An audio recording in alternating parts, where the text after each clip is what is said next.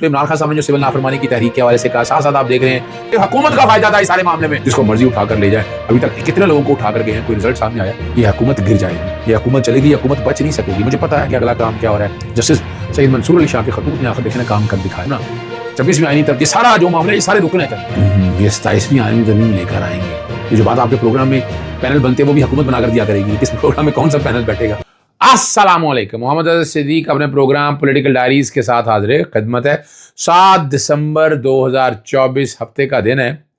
ابھی آپ دیکھ رہے ہیں تو عمران خان صاحب نے جو سول نافرمانی کی تحریک کے حوالے سے کہا، ساتھ ساتھ آپ دیکھ رہے ہیں کہ سوشل میڈیا ایکٹیوسٹ پہ ابھی بھی ریڈ ابھی بھی چل رہا ہے. ابھی بھی بچوں کی بجائے، یعنی ان کی بجائے والدین کو، باقی کو، یعنی جسٹس قاضی فائزہ کے معاملے میں دیکھا یہاں فیملیز کو، یعنی یہاں کو پوچھنے والا نہیں ہے. کہاں گئی وہ آئینی عدالت اور کہاں گئی وہ سپریم کورٹ آف پاکستان؟ لوگ سوال کرتے ہیں اس بات کے. اور جسٹس سید منصور علی شاہ کے ایک خط نے کیا کام کر دکھایا، اس پہ بھی گفتگو کریں گے. پہلے ذرا اسی بات کو لے چلتے ہیں. احمد ببوک، پھر حسنین جو ہیں نیا پاکستان سے، ان کے گھر پہ ایک اور نام جس کا میں نام زیادہ، اویس یونس کے ساتھ جتنی زیادتی ہوئی ہے، اویس یونس کو اٹھایا ہوا ہے، پیش ہی نہیں کہیں کیا جا رہا. کہاں ہے، کدھر ہے؟ آپ اندازہ لگائیں. یعنی یہ کیا کچھ ہو رہا ہے اس قوم کے ساتھ، اور کوئی پوچھنے والا نہیں ہے یہاں ان کو. خدا رہا کہیں تو سپریم کورٹ ہماری جاگ جائے. اور کہاں گیا؟ دیکھیں آج مجھے یاد رکھیں، میں جوڈیشل ایکٹیویزم کے کہہ رہا تھا کہ غلط کر رہے ہیں، ہم سب لگے ہوئے ہیں، وہ نہیں یہ ختم ہونا چاہیے. ختم کہ حکومت کا فائدہ تھا اس سارے معاملے میں، جوڈیشل ایکٹیویزم کا قائم رہنا ہے کام. اور یہاں لاہور ہائی کورٹ کے اندر بھی آپ نے دیکھ لیا کہ پہلے گریوینس کمیٹی کے پاس جائیں. یعنی یہاں بھی حالت یہ ہو گئی ہے کہ پہلے آپ نے وہاں جا کے اپنی دادرسی پوری کرنی ہے، پھر آنا ہے. اور یہ بھی اعتراض لگے گا. یعنی انصاف کے دروازے لاہور ہائی کورٹ میں بھی ایڈمنسٹریٹو کمیٹی نے، اے سی کمیٹی نے اس طرح بند کر دیے ہیں. یہ صرف بتانا آپ کے مقصود یہ ہے کہ یہ ظلم ہو رہا ہے اور کوئی نہیں پوچھ رہا. ایف آئی اپنے اختیارات سے تجاوز کر رہا ہے، یا کوئی اور ادارہ ہے وہ اپنے اختیارات سے تجاوز کر رہا ہے، جس کو مرضی اٹھا کر لے جائے. ابھی تک کتنے لوگوں کو اٹھا کر گئے ہیں، کوئی رزلٹ سامنے آیا؟ کسی عدالت نے کوئی ایکشن لیا؟ کوئی سخت ایکشن لے سکا؟ یعنی وجہ کیا ہے کہ مادر پدر آزادی ہے. جو ہمارا دل کرتا ہے میں کروں گا، جو میرا کچھ بھی ہو جائے دیکھی جائے گی. اگلا جو ہے عمران خان صاحب نے طریقہ سول ناف 2 مطالبے آپ کے سامنے رکھے ہیں. سپریم کورٹ کے ججز کے نیچے جی آئی ٹی بنائی جائے، اور یہ میں جے آئی ٹی کا لفظ کی بجائے جوڈیشل کمیشن بنایا جائے.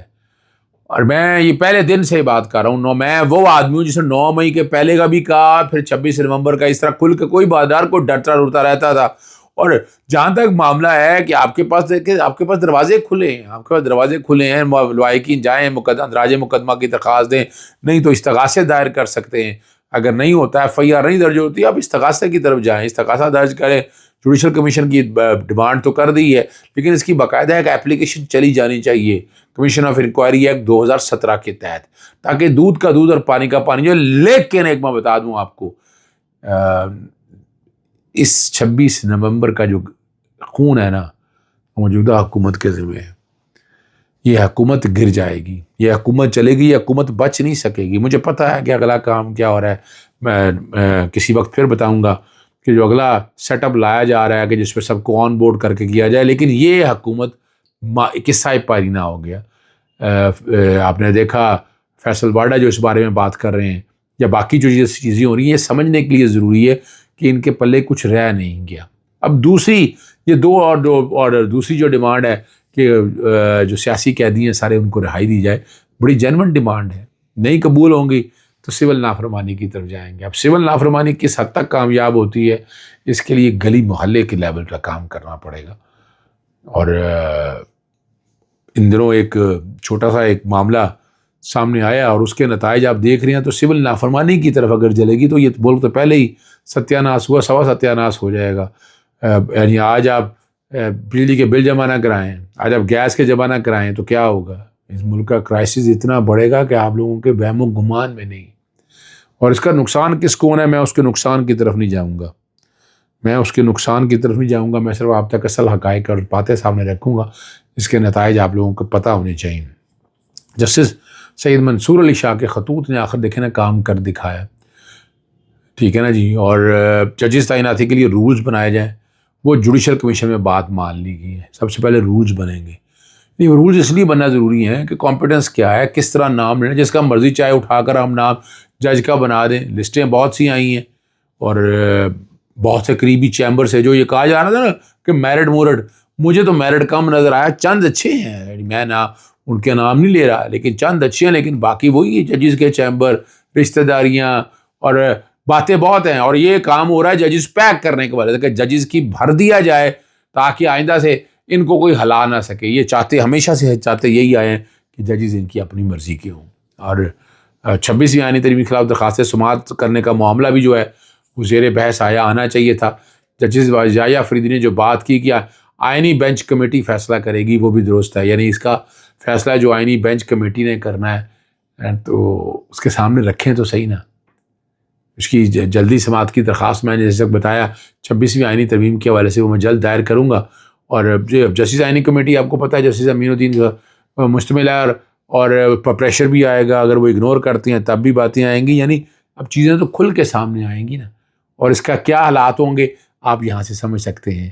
اور میں جو دیکھ رہا ہوں نا 26ویں آئینی ترمیم، یہ سارا جو معاملہ ہے یہ سارے رکنے چاہیے.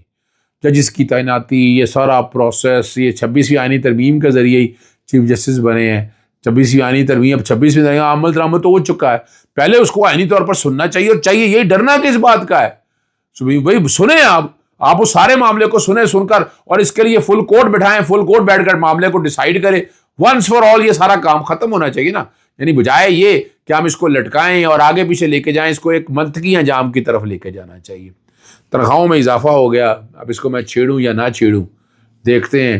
اسپیکر کی تنخواہ 10 لاکھ روپیہ، ڈپٹی اسپیکر، یہ پنجاب اسمبلی کی باتیں ہو رہی ہیں، ڈپٹی اسپیکر 8 لاکھ روپے، وزراء کی 10 لاکھ، مشیر اور معاون خصوصی 7 لاکھ، پارلیمانی ایم پی اے جو سیکرٹریز ہوں گے ان کی تنخواہ 6 لاکھ روپیہ.